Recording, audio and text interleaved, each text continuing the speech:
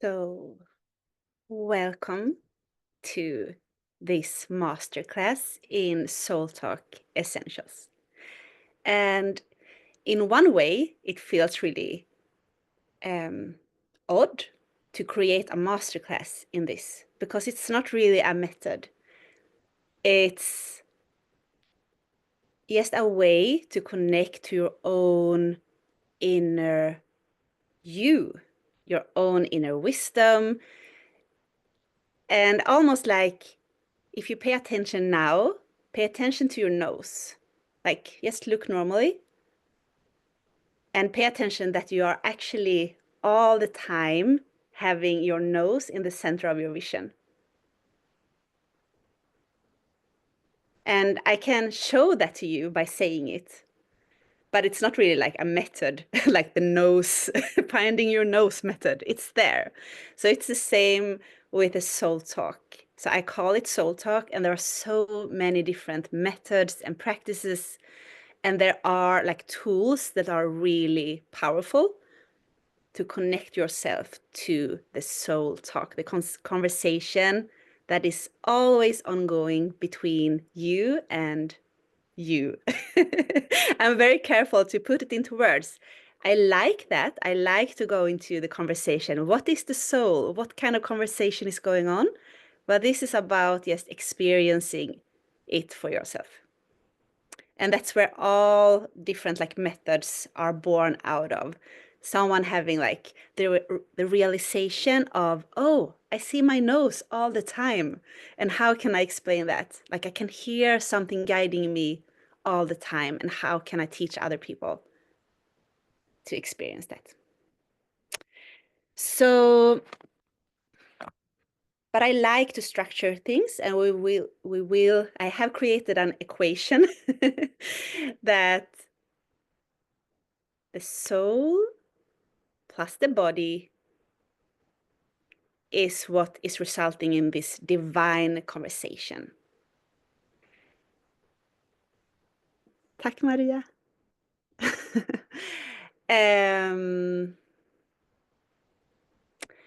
And we could also argue that, and I'm really open to do that because I know like if we are only in our spirit, there is a conversation going on still. I'm sure of that. Like if you have ever gone into a really deep meditation where you do not experience your body anymore, you can still have a conversation going on. But for me, from my perspective, it doesn't matter if we don't do it through the body.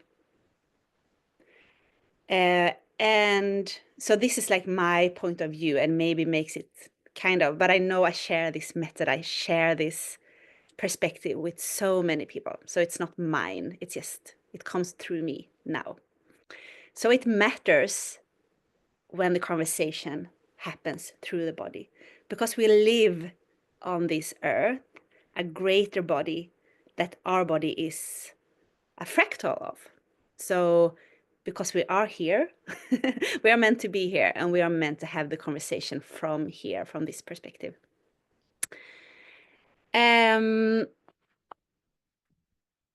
So I don't know how much I want to even go into what is the soul. I want you to experience it. So we will like journey with the idea of what is your soul, what is your essence, because I don't even know. Like I can use Sanskrit words with different, like explaining different layers of soul, but if I try to like, okay, now I know what the soul is, I kind of lose it because it's an experience of being. So that's what it is. It's the sense of I am,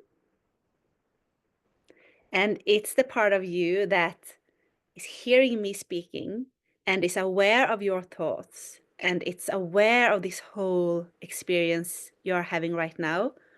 But it's not your thoughts, it's not your emotions, it's the experience. And it's the part of you that felt this way, like had the experience when you were 5 years old. Like if you tune into one of your really early memories, like one of the first Christmas, like who did you feel like who had that experience? And your whole body, the matter, has changed many times. That the 5-year-old body, not a single cell is the same. Everything is replaced. But you still feel like I am having this experience. And this is gonna continue. And that's why anchoring into your soul, this essence, your like pure I amness, is so profound, because it gives lightness, at least for me. That's if I haven't started to be aware of my nose or my soul being the constant in every experience, I would still be, and I still am sometimes very much like serious about life. But knowing that you have this eternal aspect makes everything very light and playful, because it takes away the concept of death. You're already experiencing death every day. Cells are dying, and new cells are being born in your body, and the same is for you. But your essence, it's the same, and it's just home. And from that place, you can enjoy life. You can play with this experience. So it takes the weight off, because the soul is really light. That's what lights you up. And if you have met an enlightened person, what that even is, like, you really need to pay attention. I have had a beautiful experience in Glastonbury.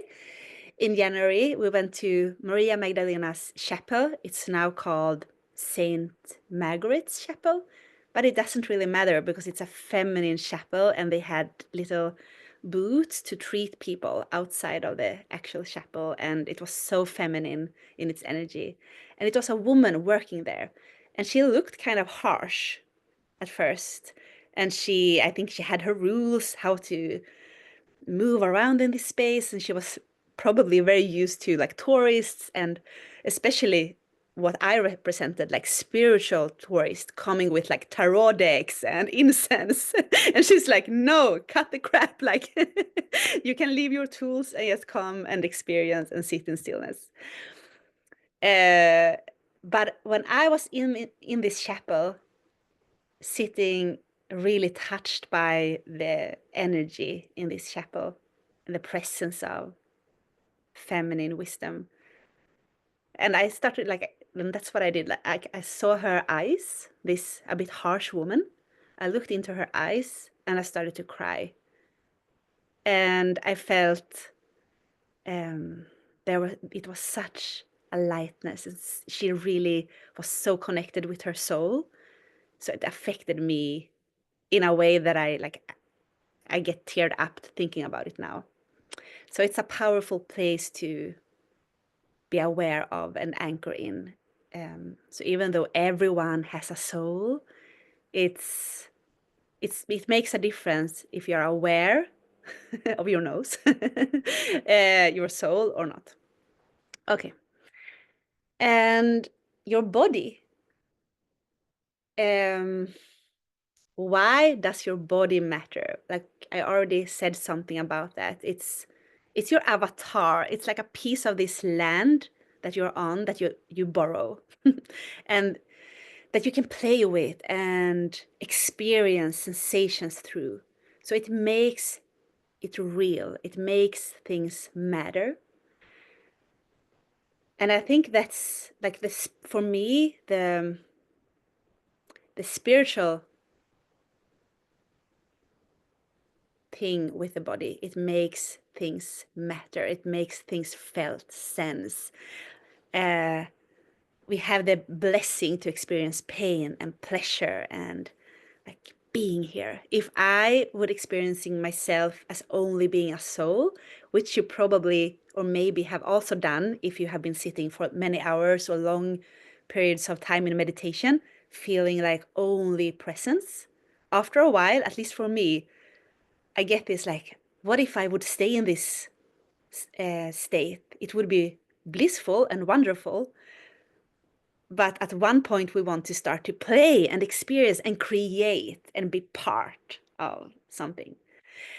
Um, and the body itself, it's like we can go into quantum physics, like, is it really physical? We are not really, like, there's nothing that is really physical. We are bioenergetic, and we are made of light, and um, it's our bodies are very subtle, but they are, yeah, that's the only thing I can only like come around to. It makes everything matter. It's matter.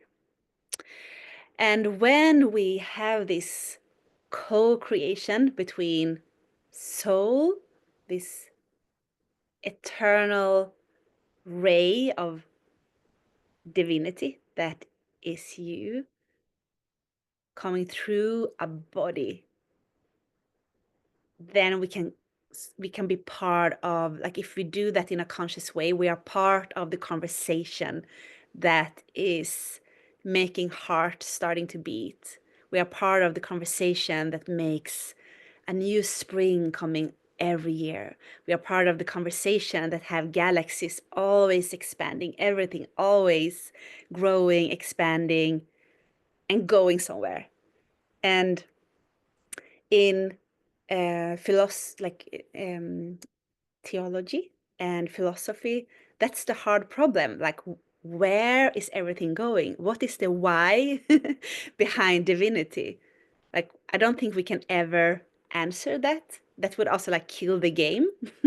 But we are part of it. We are part of this evolution of creating, and we can feel either that life is like happening to us, and that our bodies are fragile and we are victims to this experience, or we can remember that we are a ray of divinity, and we are a part of this earth, and we can co-create and be part of the game. So it makes life quite amazing if we can sometimes live from this space. And I don't think we're even meant to live from this space all the time. It's enough to know that your nose is the center of your attention all the time. Your soul is always there. And then, like, your nose is there, like, even though you lose track of it and you don't, like, you do other things, you can always come back to this remembrance that your soul and you are the center of your experience.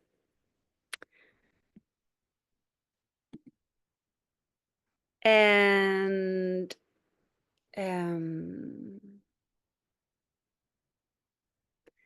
so many people are just spontaneously remembering this. So you don't really need tools. But I think we have been in an era, a long era on Earth, where tools has been necessary. And other people like talking about this phenomena. So to kind of like find an anchor in our essence. But I feel it's shifting, and I don't know about you. I have so many conversations lately about stepping away from religion, tools, Sanskrit words, ideas.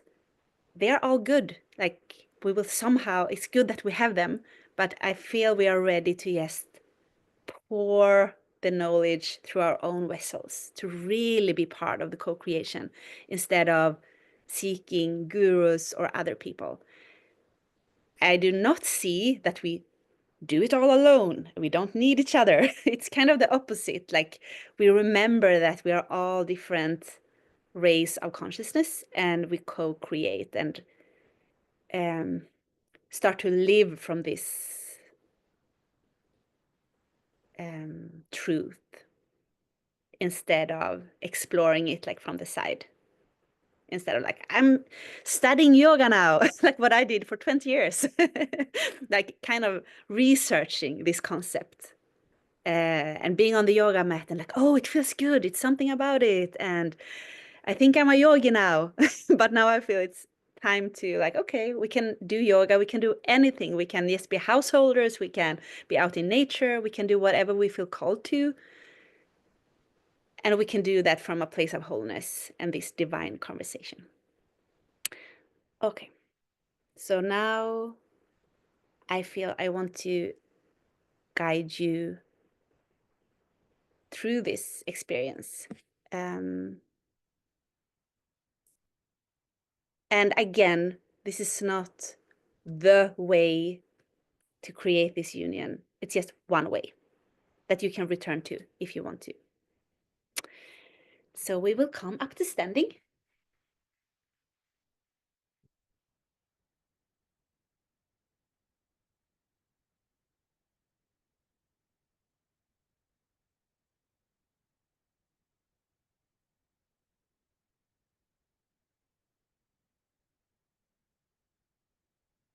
Can you hear me good? Because I have earplugs, but it's just something with, okay, perfect.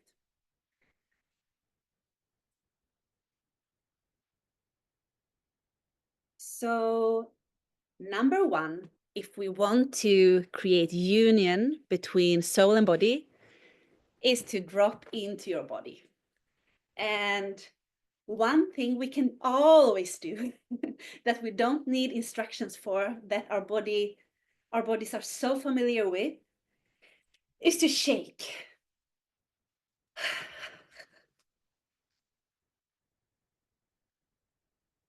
Just feel your feet on the ground, on earth, and shake.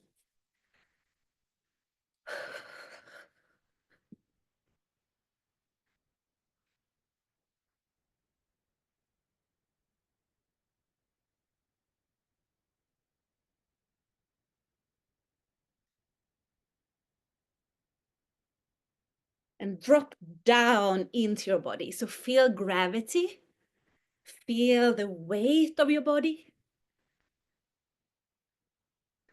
feel the matter.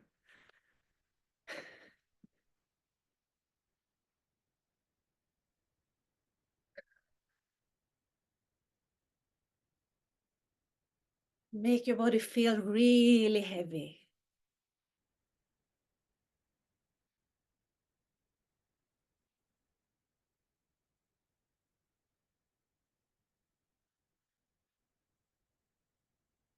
And then you can imagine a jar of yam, like a fresh made yam with these like air bubbles in it. And shake your body to get the air bubbles up and out, like you do with a jar of yam.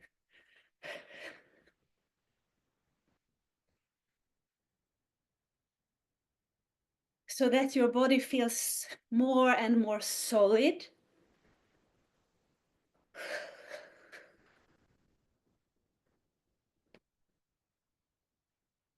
All the way from your toes up to your head. Shoulders, arms, hands. And make your movements become smaller and more subtle.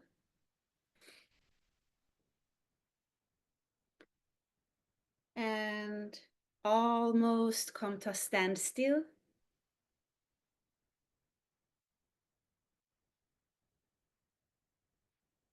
And make your feet root down where they are.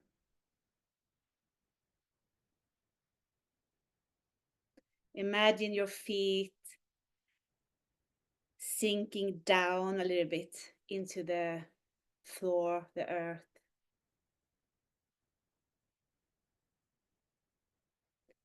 And feel your whole body as matter, as tingling, bioenergetic matter.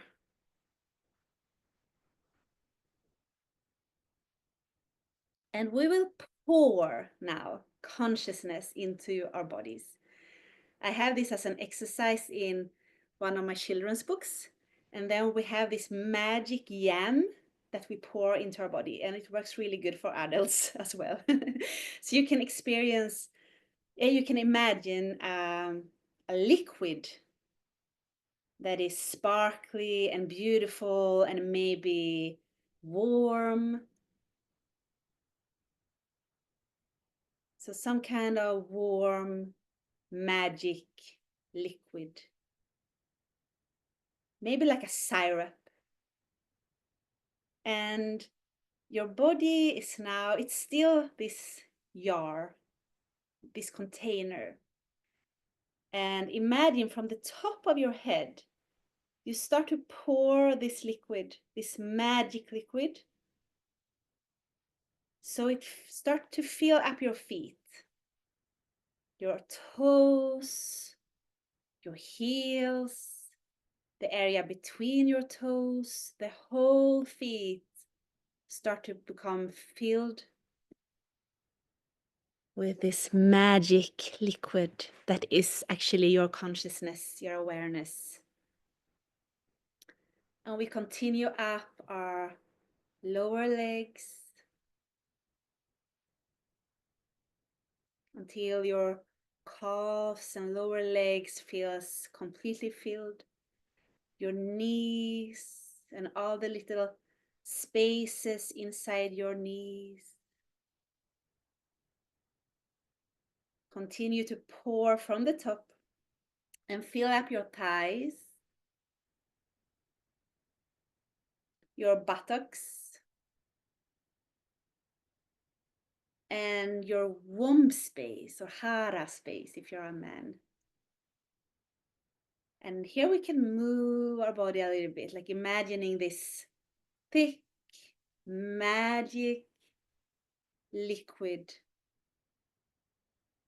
all the way from your feet up to your womb space and lower energy centers. You can move and gently swirl this liquid around. If you want to, if it feels good, you can continue to move your body slightly as you continue to pour this magic liquid to fill up your whole belly and lower back. Soft, soft, big belly. And continue up to the solar plexus area. And continue to pour a lot of this magic liquid and fill up your whole chest, your breasts, your between your shoulder blades, your scapulas, up to your shoulders, your heart center, your lungs. And see if you need to fill up more to have your entire torso filled, sparkly with this liquid that is your consciousness, your ability to feel and have felt sense in your body. And let it pour out into your hands. Make your hands and fingers expand like latex gloves. Feel this heaviness in your fingers, in your hands. And continue to fill up your wrists, your lower arms, elbows, upper arms, shoulders, and we fill up the throat and neck. Tingly, expanded sensation. And your jaws, your chin, the back of your head, your ears, your cheeks, nose, eyes, forehead, top of the head. And you can gently shake your body, gently, like if there are any vacuums or air bubbles, let them move up. So maybe you can fill up a little bit more. So you're completely there in your body. And from here, I can see that you are already moving with small movements, but can continue to play with this. Move your body Now, when your consciousness is fully there, filling up each part of your body, how does it feel to move?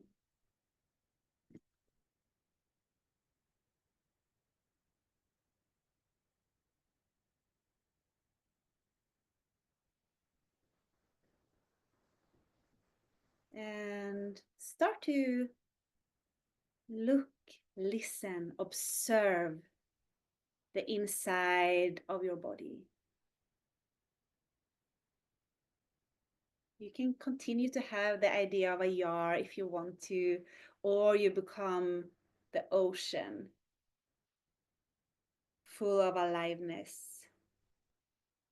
I was recently in Egypt snorkeling, and if you have been snorkeling, it's, at least for me, when I didn't like smash my foot in the corals, but ideally you're just like laying there observing everything that is happening.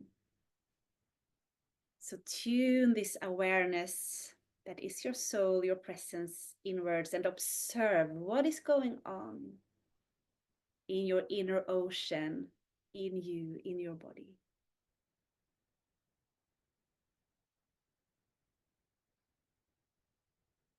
Are there any sensation, energies in motion, colors, maybe visions, maybe whole little stories unfolding, but you are just observing what is there. It can be a sense of warmth, a sense of heaviness, what is actually there in your body.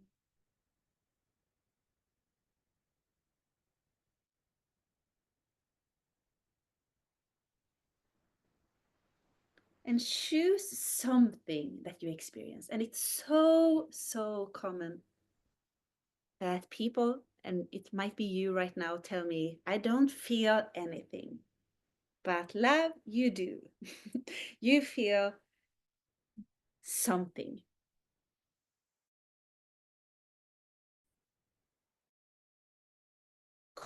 Cold or heat is a good way to start if you don't feel that you eat. Or so choose something, choose one thing, one fish in the sea, and answer to what you are experiencing. And answer in whatever way that comes through. But if you don't have your own ways, it can be that you want to actually sing or express. But if you feel, for example, a heaviness in your belly, how can you answer that? By maybe touching the area, maybe moving, acknowledging that you are seeing it. Say hi. Meet, meet yourself.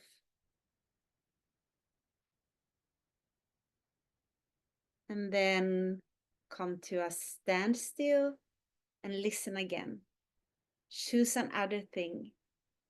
Maybe another ache, another fish in the ocean, another emotion, something you see, something you experience. And answer with your body, with this primal language of movement, of meeting up with movement, of expressing and answering. Could also be with your voice.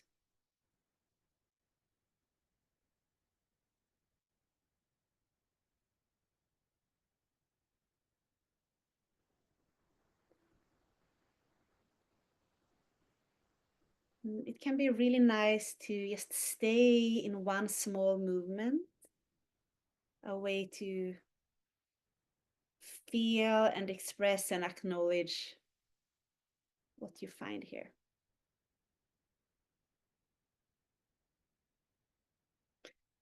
And shake that off a bit. You can just move in a more free way.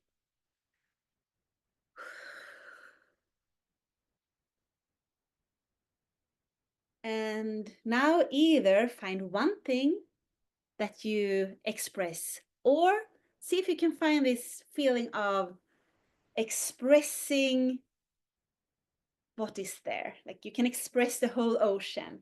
So it can become like a dance, or maybe you want to be completely still. And this can take some like stepping out of social programming.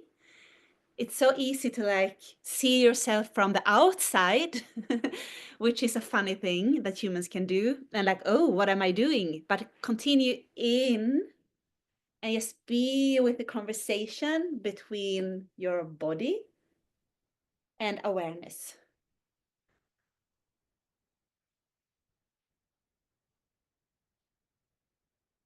You don't need to have any mental clue about what you are doing. We will stay here for maybe 1 minute or two. And if you watch the replay, you can pause and you can continue for a long time here if you feel called.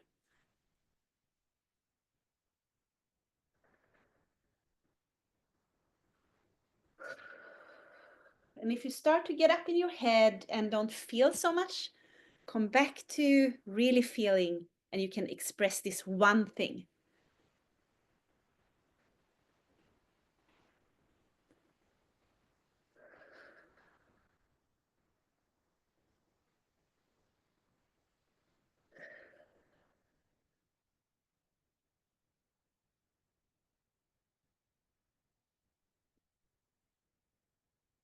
And you can slowly start to come back to more stillness. You don't have to be completely still, but pausing.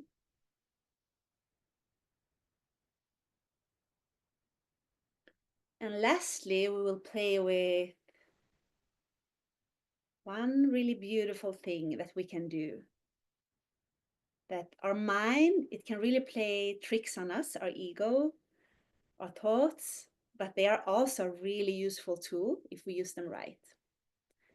So we can ask questions with our mind. So ask a question, something that feels relevant for you now. It can be a concern, it can be a confusion, it can be what should I eat for dinner tonight. It can actually be really fun to use more playful questions to start with. So ask yourself, your body and soul combined, a question.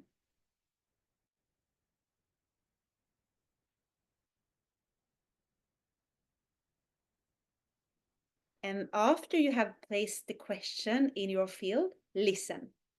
So ask the question, then listen.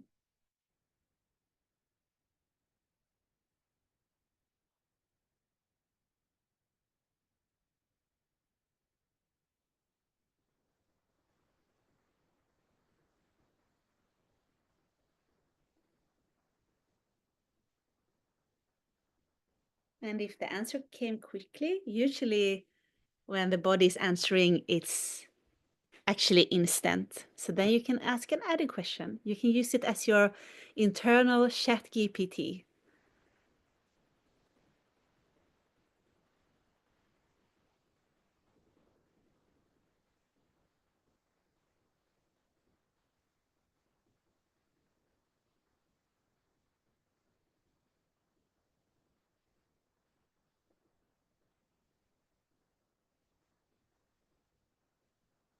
And then I will give you all one last question.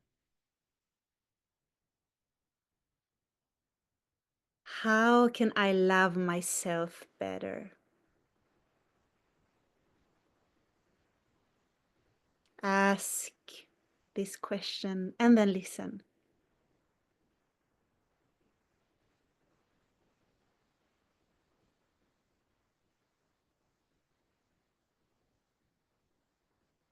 How can I shine my light more?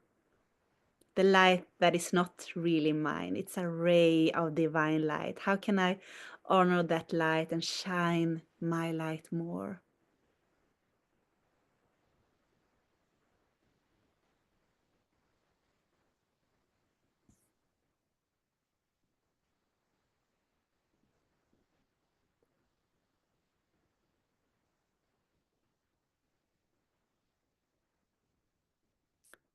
And maybe you want to slowly return without returning. So you don't have to like cut the inner thing.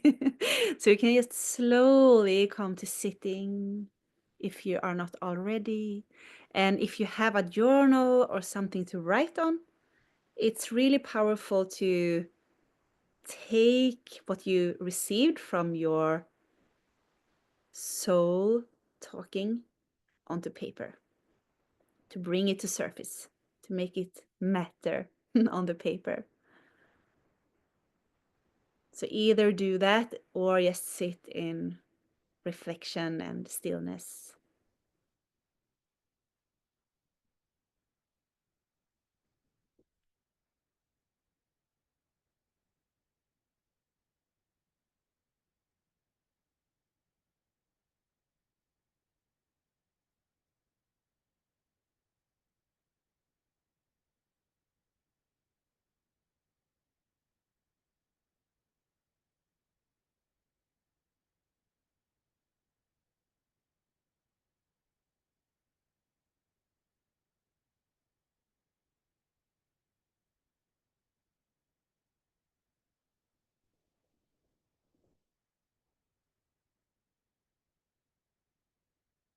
And if you are watching the replay, you can just pause and continue to write or journal or draw for as long as you want. And otherwise, you can know that you maybe started to write or anchor down things and you can come back to it later. Yeah. So this was the essence, the essential of Soul Talk. And I feel this is something we need to do more. And I feel you have your way of offering Soul Talk with your own maybe title, with your own method, with everything that you have ever experienced, studied, anchored into your vessel, and offer that as a portal to the divine. So I will pause the recording because I feel I actually asked asked, that was one of my questions, like, do we need to do anything more in this masterclass? And the answer was like, no, you're gonna feel when it's done. And I feel it's done. So I will pause the recording, and I am available in many different ways. So if you have questions or want to reach out, I know you will find a way to do that. So thank you very much.